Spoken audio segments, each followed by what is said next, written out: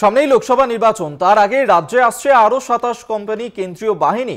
সিদ্ধান্ত জাতীয় নির্বাচন কমিশনের। ইতিমধ্যেই এই রাজ্যে দু দফায় এসেছে 150 কোম্পানি কেন্দ্রীয় বাহিনী এবং প্রথম দফায় ভোটের আগেই এই অতিরিক্ত কেন্দ্রীয় বাহিনী তারা আসতে চলেছে। আমরা এই নিয়ে আরো বিস্তারিত জানবো। সত্যসুন্দর ভট্টাচার্য টেলিফোনে রয়েছেন। প্রতিনিধি সত্য, দেখো, একেবারেই তাই যে এর আগে 150 কোম্পানি কেন্দ্রীয় বাহিনী রাজ্যে এসেছিল, তারপরে আরো অতিরিক্ত 27 কোম্পানি কেন্দ্রীয় বাহিনী রাজ্যে এলো। এদের মূলত যেটা জানানো হয়েছে যে কেন্দ্রীয় স্বরাষ্ট্র মন্ত্রকের তরফে মুখ্য সচিব, স্বরাষ্ট্র সচিব এবং রাজ্য পুলিশের ডিজিকে ফ্যাক্স মারফতে জানানো হয়েছে যে অতিরিক্ত 27 কোম্পানি কেন্দ্রীয় বাহিনী আসছে। এই অতিরিক্ত 27 কোম্পানির বাহিনীর মধ্যে সিআরপিএফ থাকছে মোট 15 কোম্পানি, 5 কোম্পানি বিএসএফ থাকছে এবং সিআইএসএফ থাকছে 7 কোম্পানি।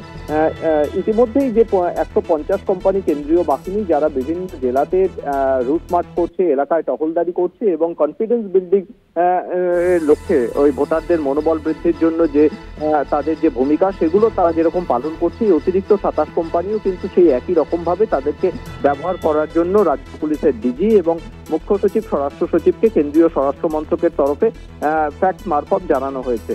ফলে প্রথম দফা নির্বাচন আগামী 15ই এপ্রিল কোচবিহার, জলপাইগুড়ি এবং আলিপুরদুয়ার এই 3টি লোকসভা আসনে, সেই জায়গাগুলিতেও যাতে নতুন করে কোনো আইন শৃঙ্খলা জনিত সমস্যা তৈরি না হয় সেই বিষয়টা কিন্তু নজর রাখা এবং সেই সঙ্গে কেন্দ্রীয় বাহিনীকে যথাযথভাবে তাদেরকে ব্যবহার করা এবং সেই ক্ষেত্রে কিন্তু জেলা প্রশাসনের ক্ষেত্রে একটা বড় ভূমিকা রয়েছে।